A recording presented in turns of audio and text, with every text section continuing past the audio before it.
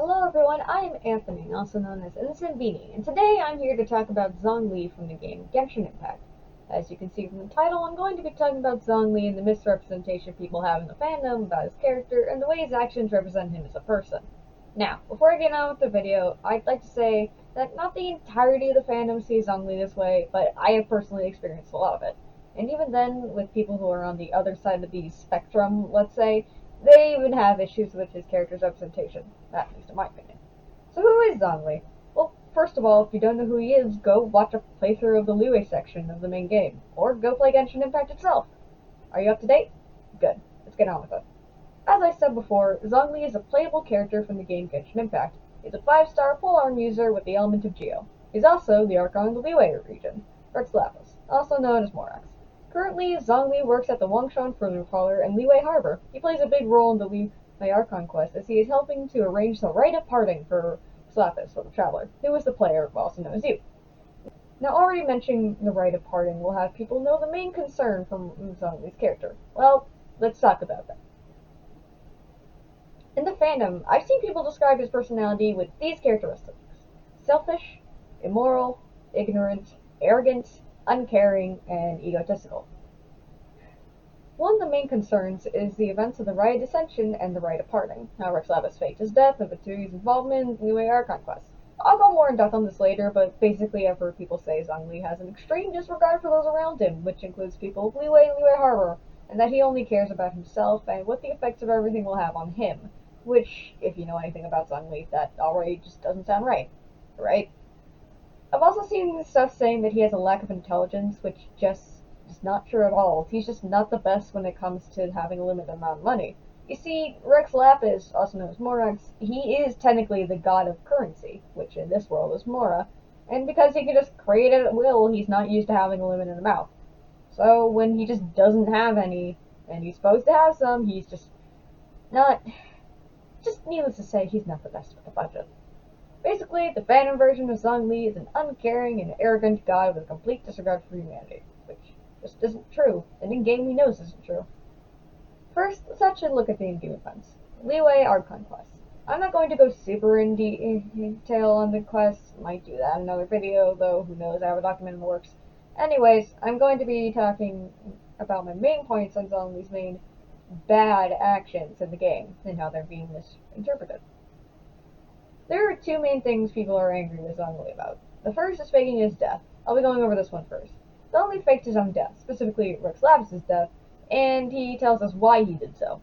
He thought his job was over, that he could leave things in the hand of Liyue's people and in the Qixing, because he didn't want to be a god anymore.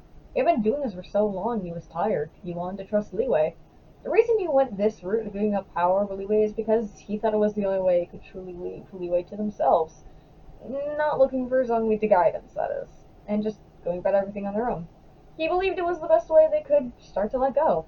Do I think it was the best way? No. I think it probably could have gone about this a different way, but taking this into account, we shouldn't be going off at him. Not to mention, no one in the game calls him out for it. Byron makes a comment about the Gnosis, but that's basically it. No one says, hey, maybe that was a bad idea, at all. This isn't excusing it, of course. He still could have gone with a different route, but if it's so bad, then why are people calling him out for it? If someone commits a first-degree murder, and they tell people about it, but those people don't say anything about it, wouldn't they be considered accomplices for not going to police about it? That's the best comparison, but you get my point. If they're not calling him out for it, isn't that technically just as bad as him doing it in the first place? Now, here's the second main thing people get on Zhongli's case about. Him not doing anything during the attack of Osile on Liyue Harbor, which I have multiple points on why there is no reason people should be upset at Zhongli for this.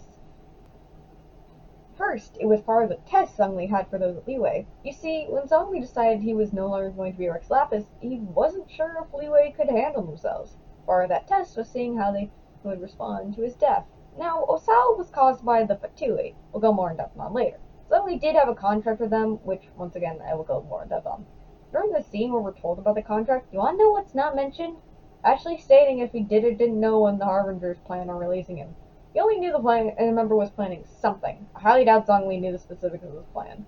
And yes, we do know that he had some kind of involvement in it, but we don't know specifically if he knew what the Fatui were planning. And even then, it wasn't really the entire Fatui. It was mostly just the one Harbinger ordering a bunch of others around. Secondly, we don't know what Zhongli could be doing during this time. Considering this was a state of emergency, Liyue could have been evacuating people, and Zhongli could have been helping in that evacuation. But we don't know that, you say? Okay then. We don't know Zhongli didn't try to take action to help and couldn't for some reason. If you can claim Zhongli had no attempt to help without any proof, I can claim he was helping in some other way without any proof. Thirdly, the non-disclosed terms of the contract. I'll talk about this in depth in my next section. I just want to drop the idea that maybe one of the terms of the contract is that no matter what happened, Liyue wouldn't be harmed. And since Zhongli is the god of contracts, he holds this above everything else. So maybe, just maybe, he didn't take action because he knew Liyue wouldn't be destroyed. Or that if it was, Zhongli would proceed to go apeshit. My fourth and final reason is technically part of the first one, but I just wanted to point out all the people taking on Asile. The Keeching, the Millilith, the Traveler who comes from another world, the Adepti who helped him during the Archon War. If they couldn't stop the threat, then that means Liyue couldn't be left in their hands. But considering these are pretty capable people, he probably thought they had it under control. I mentioned before that Zhongli had a contract with the Fatui, and while this is kind of correct, it's more accurate to say it was a contract with Tsaritsa herself. She's the Cryo Archon, the ruler of Snezhnaya, and the leader of the Fatui. Now, we don't know anything about the contract other than it contained these two clauses. 1. Zhongli would give her his gnosis, and 2. They wouldn't discuss the other terms to anyone. We don't know what any of the other terms are, and while I touch on it, I want to go more in depth here. More specifically, I want to counter the claim that Zhongli gave away the Gnosis. First off, no, he didn't give it away. Stating a contract happens means it was a trade, and considering Zhongli is, the god of contracts, then he must have gotten something in return for it, which, we don't know about, but, aside from Longshan doing business with the Fatui, I can't see anything Zhongli had done directly with the Fatui besides this. So, I just think this is stupid. Blame Zhongli for being involved with the Fatui, especially because the fandom loves a certain ginger. Anyway, those are the biggest reasons people hate on Zhongli, but I'm going to be looking at other things in the game to get a look at his character. Let's go into some backstory and talk about Rex Lapis and the Adepti. The Adepti are also gods in a sense, but not on the level of the Seven Archons. They are protectors of Liyue and helped Rex Lapis in the Archon War. Some of the Adepti have already passed on, but there are some that we still know about, which are 3 that take on a more beast-like form, and 3 that take on a more human-like form. Zhongli has voice lines about the 2 other playable Adepti, Ganyu, a 5-star Cryobow user, and Zhao, a 5-star Animal Polearm user. The voice line for Ganyu displays the following. Liyue's prosperity has not merely been built on Rex Lapis's oracles or wisdom. It is also thanks to the countless servants of the Geo Archon who have honored their end of the contract. Of them, Ganyu is the one who has served for the longest time. If you want to know about her past, you should ask her about it. I fear my wording would not be delicate enough to receive her approval. Here we can see Zhongli speaking the praise of the Adepti, including Ganyu, and while it seems he would continue, he doesn't think he could truly show how much she has done for Liyue. He even speaks of them in the story, and in this voice line, he speaks how to give the Adepti and the work they do for Liyue, and that follows in his voice line about Zhao. The voice line for Zhao displays the following. You speak of the young Adeptus of Guili Plains. Still fulfilling his duty to this very day. Please, give these painkillers to him on my behalf. Oh, and be sure not to let Paimon eat them. Nothing of this world can withstand the power of this medicine. He not only shows concern of this, but also asks the Traveler to give him medication on his behalf. He acknowledged that he does so much for Liyue and asked the Traveler to give him something to help. Something most likely can't go himself because of the work at the funeral parlor. With this, we can show that while people think he has a complete disregard for others and an arrogant attitude, that's just not right. And there's even more to that. He also talks about those of Qixing in a positive light as well. Let's look at the about Keqing line. She is the most impious of the Qixing. But I actually find the conviction of such people quite endearing. The only reason I was able to consider taking a step back from such overarching management of Liyue was because there are people like her. People who speak up when they believe themselves to be right, and then go and do something decisive about it. Considering the way people paint him, self-centered, arrogant, etc., then that wouldn't make sense for someone of that nature. He also says some really heartfelt things, in all honesty, aren't necessary for him to say. For those that live too long, the friends of days gone by and scenes from their adventures live on in their memories. As such, I have no regrets in meeting you, friend. Should the day ever come that we are not together, you will continue to shine like gold in my memories. We also see the people in Liyue even talking about how Rex Lapis said things to endorse their businesses. Hell, one guy says that Rex Lapis wrote a poem about his business. Does that sound like the kind of actions of a horrible person? Or does it sound like the actions of a god who really does care about the well-being of his people and those who helped him? And yeah, you could argue this was just to help out the economy, but Rex Lapis is the god of currency. He doesn't really need to do any of that. So what have we learned today? Well, let me tell you. Zhongli, aka Rex Lapis, is a god who cares about the well-being of his people and their businesses, and while he does make some mistakes and take the wrong course of action, he does have reasons for doing so. He shouldn't be hated for what he's done when there are logical reasons he did what he did, and all in all, he's not a bad person. He does have character flaws, such as not being the best with money or not making the best choices, but character flaws are what make someone more realistic. What makes us believe they're a person.